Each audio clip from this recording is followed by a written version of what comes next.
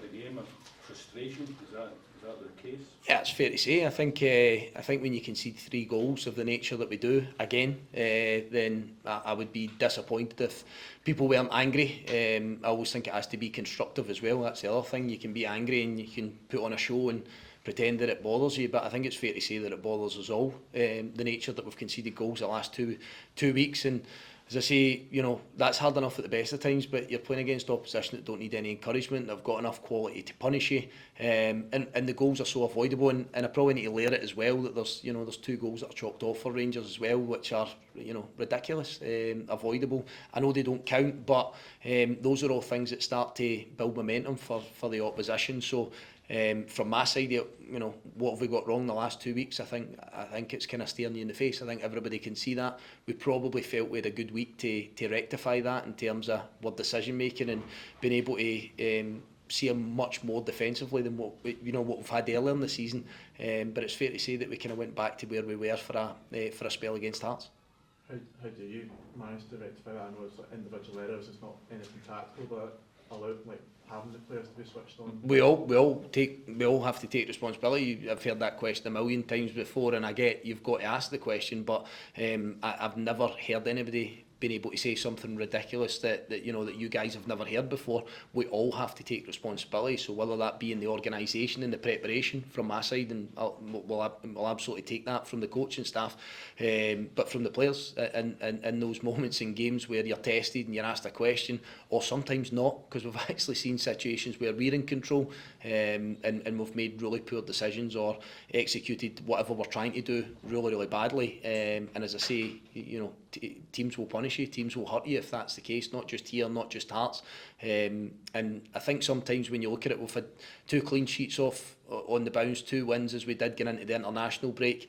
We've been upset a little bit, I suppose, in some ways. We're losing key players. We were again today at half time, but we're level today at half time when we lose 2 players for our back 5. That's then an opportunity for somebody to step forward and get it right. That's how I see it. I don't look at the adverse side yet, I look at the opportunity. And I think it's fair to say that we've not done that, we've not grasped that opportunity. But we need to tidy ourselves up really quickly going into Wednesday, because it becomes a different game. But we'll be asked the same questions. That's safe to say. What was the script with Jamie and Lewis going on?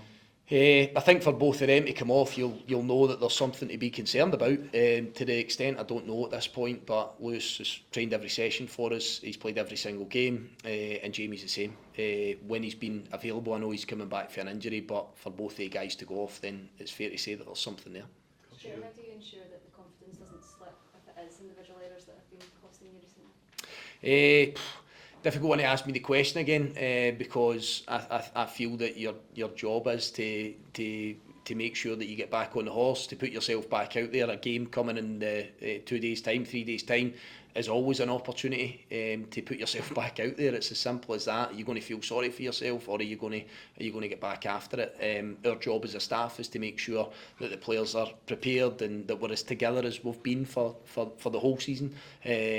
And to make sure if somebody needs an arm round them, then they get it, and to make sure that if sometimes somebody needs told that they're doing something wrong, then you sometimes have to be instructed of that. So I think that's management. I think that's man management, finding the right ways, and we also encourage the players to do it as well. So I think that those angles will help. Every game's different, but as I keep saying, one thing I know is if we defend the way that we have done and make decisions like we have done the last 2 games, it doesn't matter who we play against, it's going to be difficult. Sure. I'm just wondering if you've got any comments on the match officials today. I think from a Rangers fans' point of view, I thought he was really quite poor, but the booking to, I think it was Dominic Thompson in the second half, just seemed utterly ridiculous from where I was sitting. Again, this is where I can go down a rabbit hole here and you get yourself in trouble. No, absolutely no comment whatsoever. I know the situation that you're referring to, and I can see by the smile on your face that you think the same as I do. Stuart, you've also talked about frustration in the manner of the goals you've lost. Is that frustration compounded by the fact that there was probably an opportunity coming into the game today? It's never an easy place to come, but given the state of flux that Rangers have been in since the start of the season, is that the fact that you've alluded to the way you've conceded the goals, does that just compound that frustration?